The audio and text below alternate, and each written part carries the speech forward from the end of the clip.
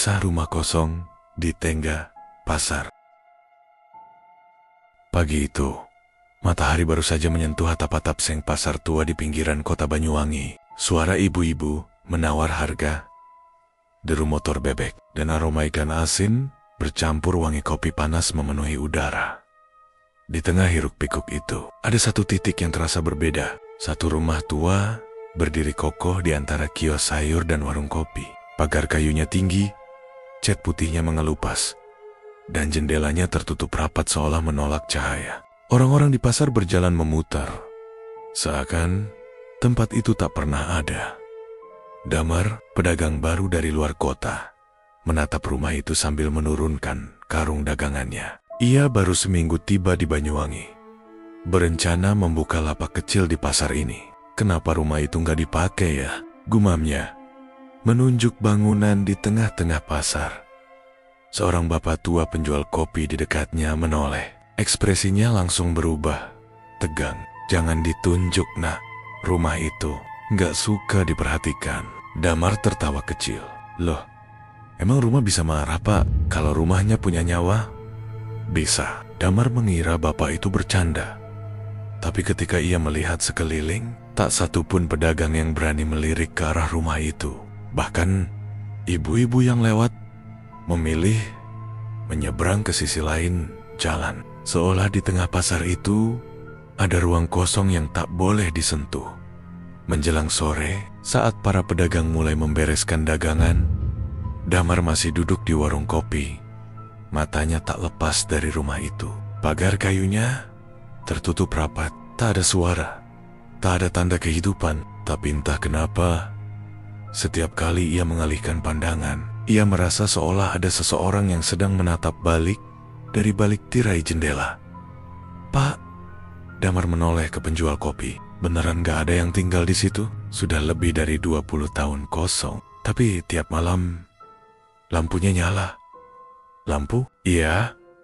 Kadang cuma satu, kadang dua. Warnanya kuning redup. Tapi kalau kamu lihat lebih lama, bayangannya bukan satu orang.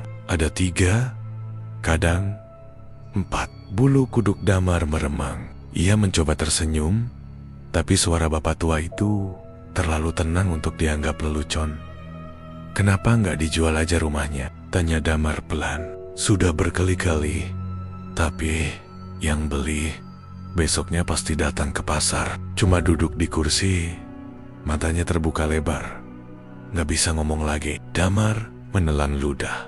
Terus, mereka dibawa ke rumah sakit. Di bawah, jawab bapak itu lirih, tapi nggak pernah sadar sampai mati.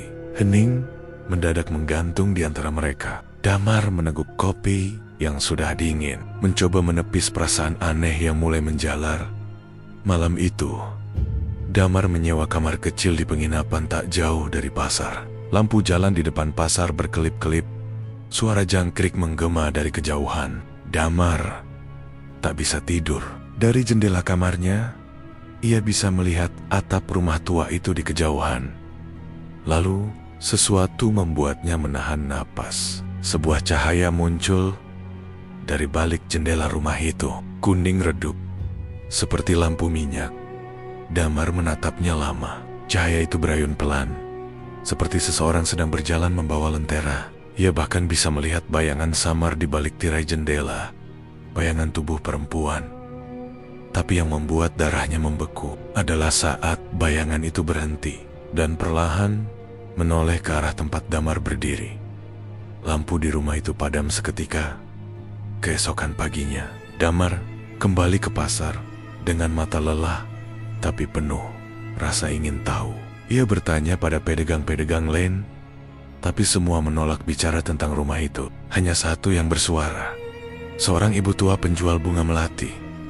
Kalau kamu lihat cahaya dari rumah itu, katanya dengan suara pelan, artinya rumah itu tahu kamu ada. Tahu aku? Damar kebingungan. Iya, biasanya habis itu kamu bakal dengar sesuatu. Kadang suara pintu diketuk. Kadang ada yang nyebut nama kamu waktu kamu sendirian. Damar menelan ludah. Ibu percaya itu? Perempuan tua itu menatapnya dengan mata sayu. Aku pernah dengar. Dulu, Anakku juga dengar. Namanya dipanggil dari dalam rumah itu. 3 malam berturut Damar menunggu kelanjutan kalimat itu. Ibu tua itu menunduk. Dia nggak pernah balik. Setelah malam ketiga menjelang senja, pasar mulai sepi. Damar membereskan dagangannya, tapi matanya selalu terarah ke rumah itu. Ada rasa ingin tahu yang tak bisa ia tahan. Ia melangkah mendekat, perlahan, seperti ditarik oleh sesuatu. Angin sore berembus, membawa bau anyir dan bunga melati kering. Pagar kayu itu kini di hadapannya. Damar memegangnya. Dingin, seolah logam, padahal kayu. Ia menatap ke dalam halaman yang penuh daun kering. Tak ada apapun. Tapi ketika ia menempelkan telinganya ke pagar, terdengar samar suara seseorang dari dalam rumah. Pelan, serak, memanggil namanya. Damar. Tubuhnya menegang. Ia mundur 2 langkah. Jantungnya berdegup kencang. Cuma angin. Bisiknya meyakinkan diri. Tapi suara itu terdengar lagi. Kali ini lebih jelas. Damar, masuklah.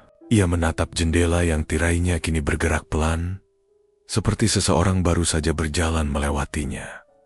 Malamnya, saat Damar memaksa tidur di kamarnya, ia mendengar sesuatu dari luar jendela. 3 kali ketukan. Tok, tok. Ia menatap keluar. Tak ada siapa-siapa.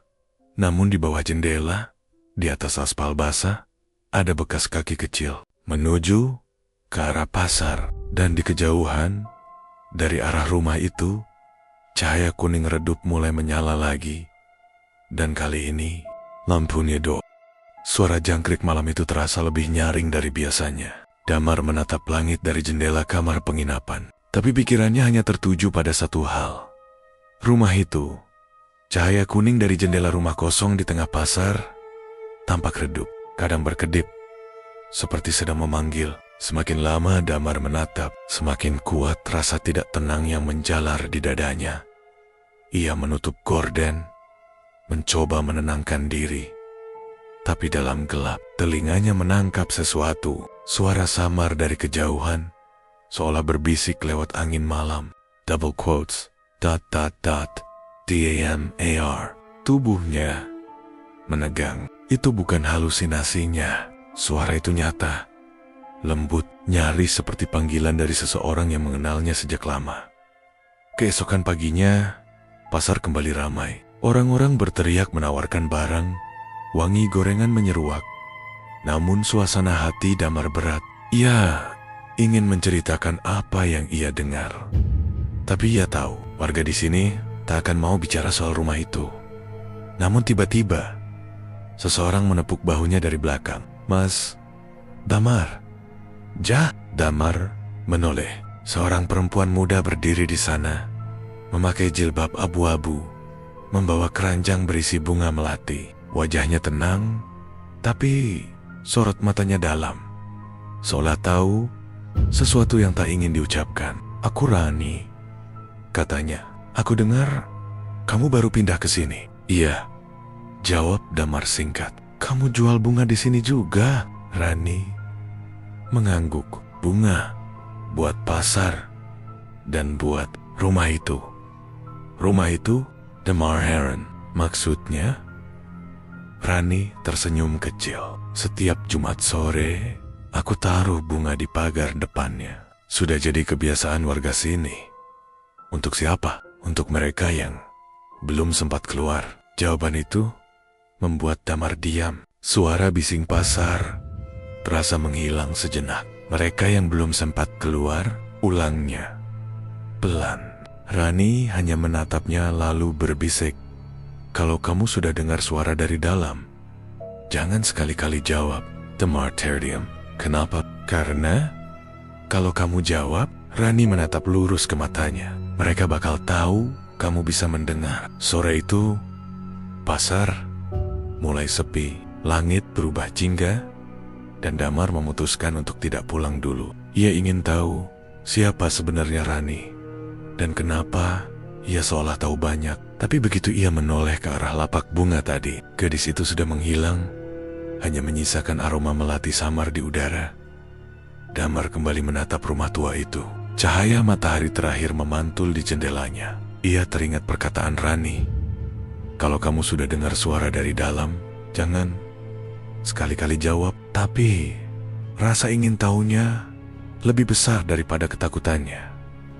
Malam itu, ia berjalan kembali ke arah rumah kosong. Pasar sunyi. Total, hanya bunyi gesekan plastik dan suara kipas angin warung sebelah yang berderit pelan. Pagar kayu tua itu kini terlihat lebih tinggi, menutupi seluruh pandangan ke dalam. Damar menatapnya lama. Lalu, dari balik pagar, terdengar lagi suara itu. Double quotes, ... DAMAR. Suara itu terdengar lebih jelas sekarang. Perempuan, lembut, tapi datar, seolah keluar dari tenggorokan yang sudah lama tak digunakan. Damar mandor. Dadanya sesak, tapi sebelum ia sempat berbalik, pagar itu bergerak sendiri. Bunyi engselnya berderit panjang, membuka celah yang cukup lebar untuk satu orang masuk. Damar mematung. Udara di dalam halaman itu berbeda, lebih dingin, lebih lembab, seperti berada di dalam gua. Daun-daun kering berserakan, dan di antara tumpukannya ada bunga melati yang sudah layu.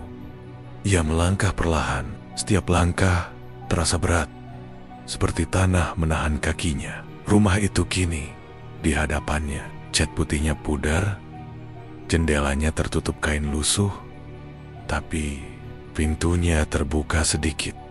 Damar menelan ludah. "Permisi," katanya pelan. Suara itu menggema lembut, tapi anehnya terdengar seperti ada gema balik. "Army.S2." Ia melangkah masuk. Udara di dalam rumah itu lebih dingin lagi. Ruangan itu luas, tapi kosong.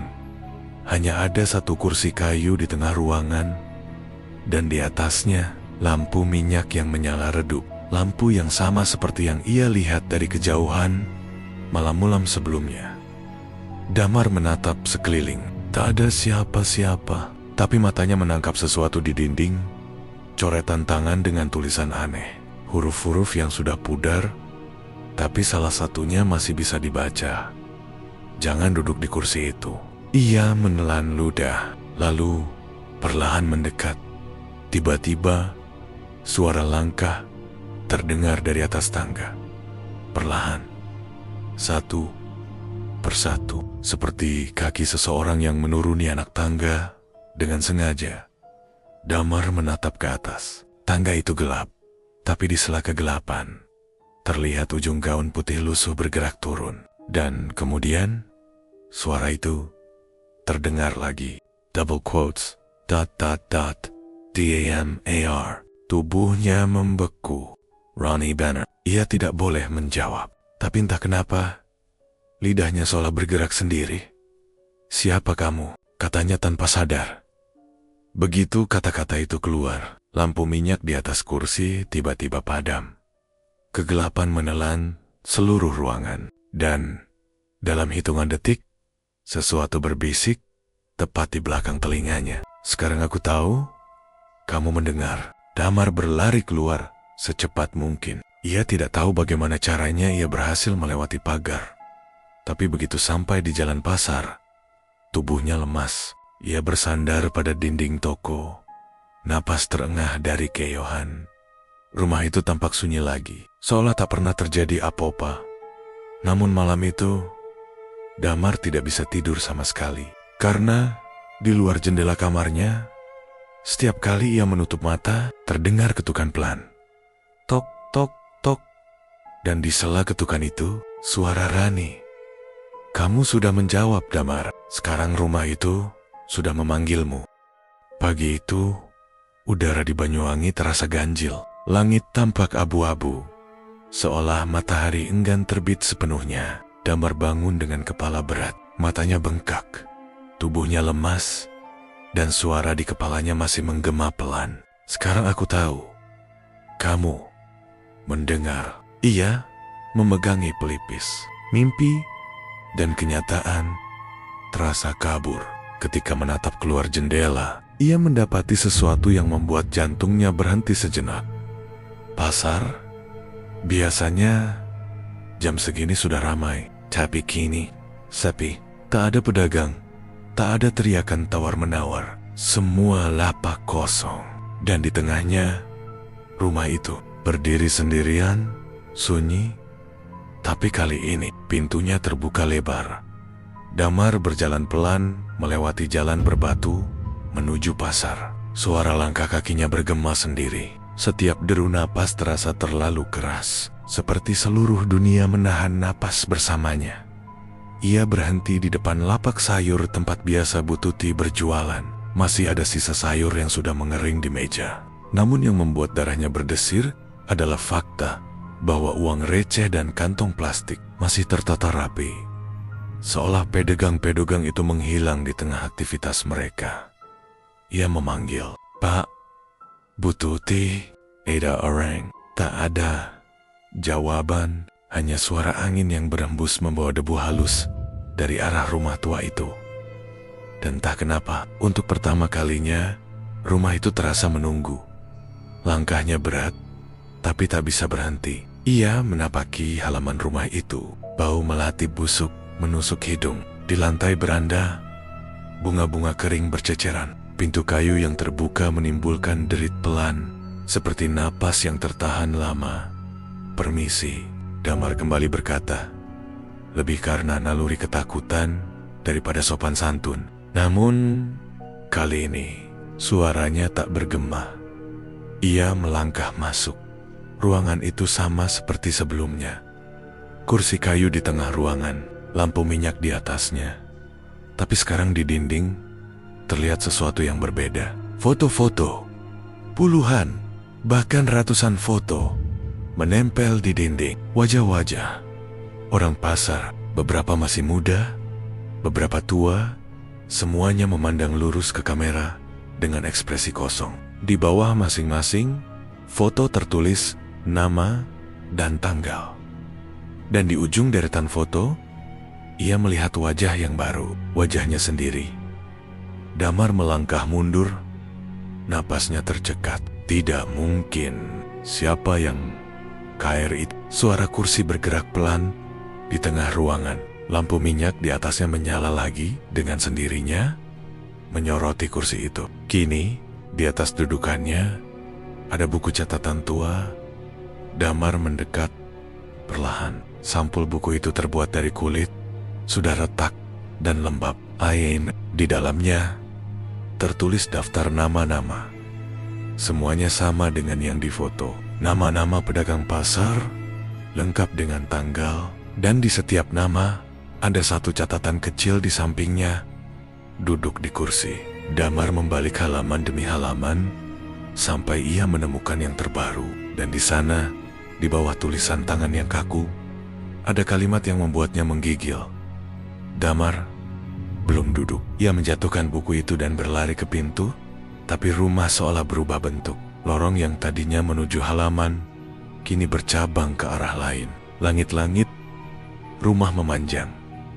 Lantai bergoyang pelan, dan udara mulai bergetar. Damar menatap sekeliling. Semua foto di dinding kini perlahan memudar, berganti menjadi wajah-wajah lain yang ia kenal. Para pedagang, Rani, bahkan bapak penjual kopi. Mereka semua menatapnya, kosong, tanpa kelopak mata. Dan dari ujung ruangan, suara langkah kaki perlahan terdengar. Satu langkah, dua langkah, disertai bisikan serentak dari segala arah. Duduk, waktumu sudah datang. Duduklah bersama kami. Damar menutup telinganya. Tidak, aku bukan bagian dari kalian. Ia berlari lagi ke arah pintu, tapi setiap kali ia membukanya, yang terlihat hanya pasar, kosong, senyap, dengan udara kelabu yang sama. Ia keluar. Namun ketika menoleh ke belakang, rumah itu masih ada. Tapi di sisi lain pasar, juga ada rumah yang sama. Begitu ia berpaling, satu lagi muncul. Di sisi lain, kini ada 4, 6, 8 rumah, semua sama, mengelilinginya. Dan dari setiap jendela terlihat sosok-sosok duduk diam, menatap keluar. Damar berlari melewati kios demi kios, tapi pasar itu terasa tak berujung. Setiap belokan berujung pada tempat yang sama. Di setiap pojok, ada bayangan dirinya sendiri, mematung, duduk di kursi. Dengan wajah pucat tanpa ekspresi, ia berhenti. Napasnya tersengal, udara semakin berat. Dan dari kejauhan, suara Rani terdengar. Damar, kamu sudah di dalam waktunya. Ia menoleh ke arah suara itu. Dan di ujung lorong pasar, terlihat sosok Rani berdiri. Ia tersenyum, tapi wajahnya kini pucat seperti kertas. Kita semua di sini menunggu giliran duduk. Apa maksudmu? Damar berteriak. Rani melangkah maju, langkahnya tak menimbulkan suara. Rumah itu enggak kosong. Rumah itu pasar. Yang lain, tempat waktu berhenti. Kita semua pedagang yang enggak pernah pulang. Damar menatapnya, tak percaya. Aku mau keluar. Aku mau balik ke pasar yang sebenarnya. Rani menggeleng. Kamu sudah melangkah, melewati pagar. Sekarang kamu hanya bisa menunggu. Setiap rumah akan memilih satu orang untuk duduk. Dan rumah ini sudah memilihmu. Angin berembus, bau melati semakin tajam. Rumah-rumah di sekeliling Damar perlahan menghilang satu persatu, hingga hanya tersisa satu rumah asalnya. Di tengah pasar, pintu depannya terbuka, dan kursi kayu di dalamnya terlihat jelas, diterangi cahaya kuning lembut. Rani menatapnya dengan mata yang kini basah, tapi senyumnya tetap sama. Duduklah, Damar. Setelah itu, kamu gak akan merasa takut lagi. Damar menatap ke kursi itu. Kursi yang seolah memanggil namanya. Langkahnya gemetar, tapi tubuhnya bergerak sendiri. Setiap napas terasa berat, tapi ada sesuatu dalam dirinya yang menenangkan, membujuk, membisikkan bahwa semuanya akan baik-baik saja kalau ia duduk sebentar saja. Tangannya menyentuh sandaran kursi, dan begitu ia duduk, lampu, minyak padam, pasar kembali ramai. Orang-orang berjualan, anak-anak berlari, seolah semuanya normal. Namun bila seseorang memperhatikan dengan saksama, di jendela rumah tua di tengah pasar itu, ada seorang pria muda duduk di kursi, menatap keluar dengan mata terbuka lebar. Wajahnya pucat, dan di balik kaca, samar-samar terdengar suara perempuan berbisik. Satu lagi sudah duduk. Pagi itu, pasar masih tampak seperti biasanya. Tapi Damar tahu, ada yang berbeda. Langkah-langkah orang yang lalu lalang terasa hampa. Suara-suara mereka seperti gema tanpa sumber. Dan di antara mereka, hanya satu wajah yang tak ia temukan, Rani. Lapak bunga yang biasanya penuh dengan aroma melati itu kosong. Hanya ada keranjang anyaman dengan beberapa kelopak bunga kering, dan di atasnya seikat melati segar masih basah oleh embun. Damar menatapnya lama, lalu melihat selembar kertas kecil terselip di bawah keranjang. Tulisan di atasnya samar tapi tegas. Kalau kamu ingin tahu siapa aku, datanglah saat pasar sunyi. Tapi jangan bawa cermin. Damar menggenggam kertas itu. Ia tahu apa yang dimaksud Rani. Malam, karena malam adalah satu satania. Waktu pasar, banner-banner sunyi. Malamnya, Damar kembali ke rumah itu.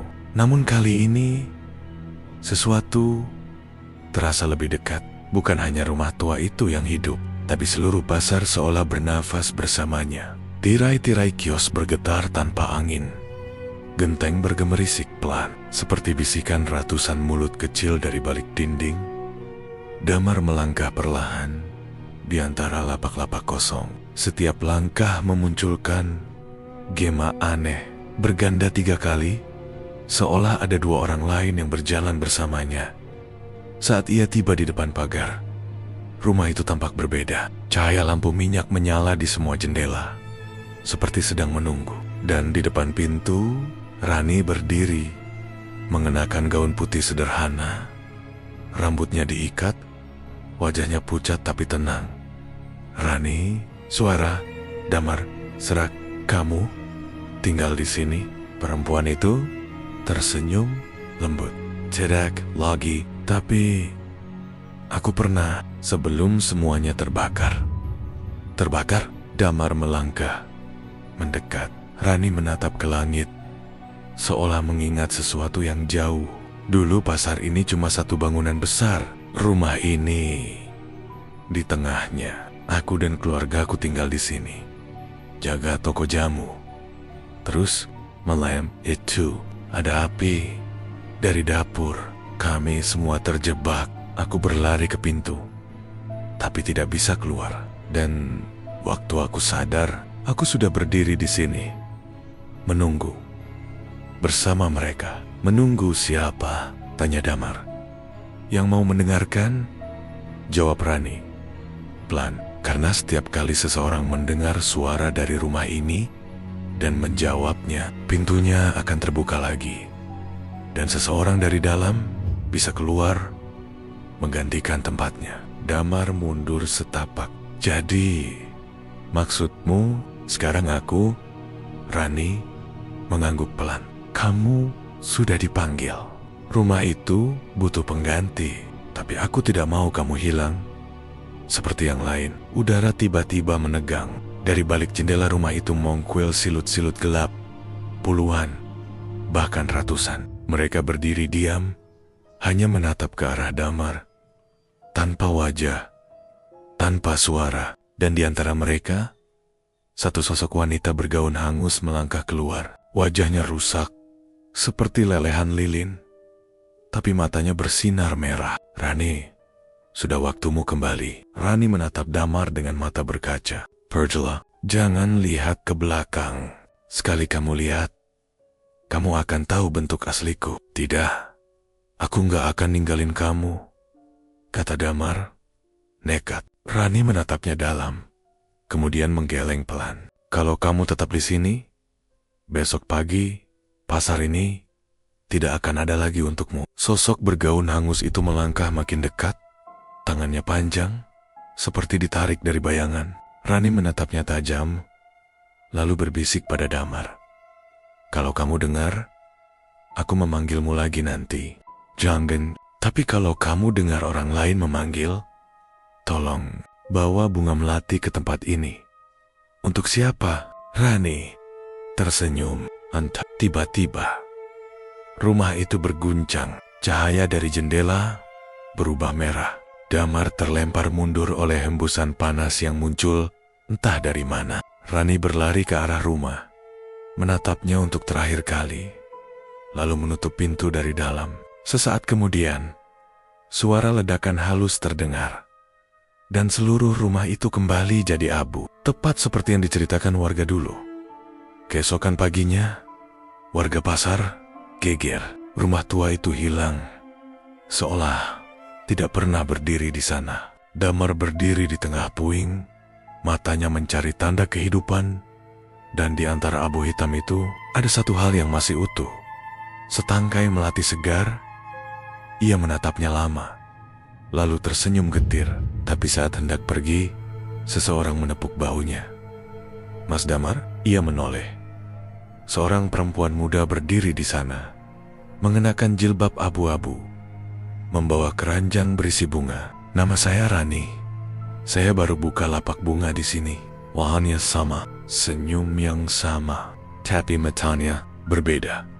Di dasar pupilnya, Damar melihat sesuatu. Bayangan rumah terbakar, dan ratusan tangan yang melambai dari balik jendela. 3 hari berlalu sejak rumah itu menghilang. Namun sesuatu berubah di pasar itu. Damar menyadari, sejak pagi pertama setelah kejadian itu, matahari tidak pernah benar-benar terbit di atas pasar. Langit hanya memancarkan warna kelabu keunguan, seolah waktu berhenti di antara malam dan pagi. Pedagang tetap datang, tapi wajah mereka tak lagi sama. Gerak tubuh mereka terasa mekanis, Suaranya datar, seolah semua orang di sana sedang memainkan peran di dunia yang sudah tidak ada. Dan di antara mereka, ada Rani, berdiri di lapak bunga seperti dulu, tersenyum, menjual melati. Namun setiap kali Damar mencoba menatap lebih lama, pandangannya kabur, dan suara Rani terdengar bergema 3 lapis. Seperti ada 2 orang lain berbicara bersamaan di dalam dirinya. Melari mas, buat yang belum sempat keluar. Pertanyaan itu menghantam batin Damar. Ia tahu arti kalimat itu sekarang, bunga untuk arwah yang terjebak. Tapi kalau Rani masih di sini, siapa yang sebenarnya keluar waktu rumah itu terbakar? Ia ingin bertanya, tapi setiap kali bibirnya hendak terbuka, seluruh pasar terasa berguncang dan suara dengung rendah muncul dari bawah tanah, seperti getaran dari jantung yang berdenyut di bawah kaki. Siang berganti sore, tapi tak ada matahari tenggelam. Langit hanya semakin gelap dan lampu-lampu pasar menyala satu persatu, padahal belum malam. Suara pedagang mulai berubah. Mereka tidak lagi menjajakan barang. Mereka berbisik nama Damar. Damar, Damar, waktumu. Tubuhnya membeku. Ia mundur perlahan, lalu berlari keluar pasar. Tapi setiap gang yang ia lewati selalu berakhir di tempat yang sama, depan lapak bunga Rani. Ia mencoba arah lain, tetap sama. Kemanapun ia pergi, pasar itu menelan jalannya kembali ke titik awal. Rani menatapnya dari kejauhan, masih tersenyum, lalu berkata pelan, "Pasar ini tidak pernah tutup, Damar. Tidak untuk mereka yang sudah menjawab panggilan." "Enggak, aku bukan bagian dari ini," teriak Damar, gemetar. Rani melangkah mendekat. Suaranya lembut, namun bergema dari segala arah. "Dulu aku juga bilang begitu, tapi semakin kamu melawan, semakin cepat pasar ini menghapusmu dari dunia luar." Damar menatap sekeliling. Lapak-lapak mulai memudar, berubah menjadi bayangan arang. Wajah-wajah pedagang berganti, bentuk mata mereka kosong, mulut mereka menganga, tapi tak bersuara. Satu demi satu, mereka berhenti bergerak dan hanya menatapnya. Lalu dari tengah pasar, suara lonceng berbunyi 3 kali. Dentingan itu berat, dalam, dan setiap dentingan membuat udara di sekeliling Damar terasa lebih dingin. Lonceng itu berasal dari arah tempat rumah tua berdiri dulu. Kini hanyalah tanah lapang dengan puing hitam dan tumpukan bunga melati. Rani menunjuk ke sana. Itu panggilan terakhir. Setelah ini, tidak ada jalan keluar. Damar berjalan, mendekat. Setiap langkah menimbulkan gema panjang. Tanah di bawahnya terasa empuk, seperti diinjak di atas dada manusia. Dari celah-celah tanah, keluar kabut tipis yang berbau gosong. Di tengah lapangan itu, ada kursi kayu.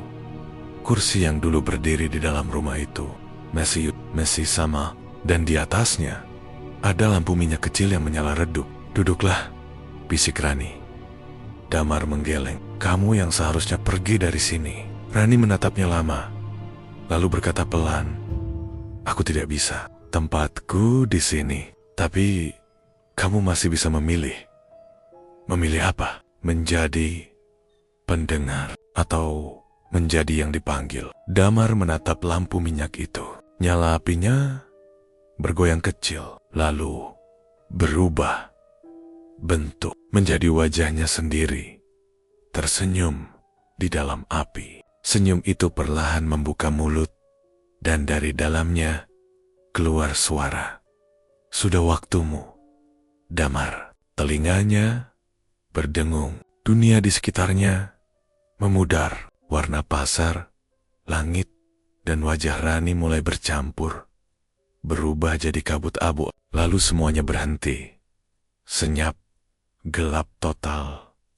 Beberapa waktu kemudian, pasar itu kembali ramai. Suara orang bergual beli menggema seperti biasa. Dan di salah satu sudut, ada lapak bunga baru dengan seorang pria muda yang duduk di belakang meja. Wajahnya tenang, tapi matanya kosong. Namanya tertera di papan kecil dari kayu, "Damar, bunga segar dan melati. Orang-orang bilang kalau membeli bunga dari lapak itu sebelum matahari terbit, kadang penjualnya tidak bicara. Hanya menatap lama dan berbisik, "Jangan dijawab kalau rumah di tengah pasar memanggilmu." Dan cerita pun tamat.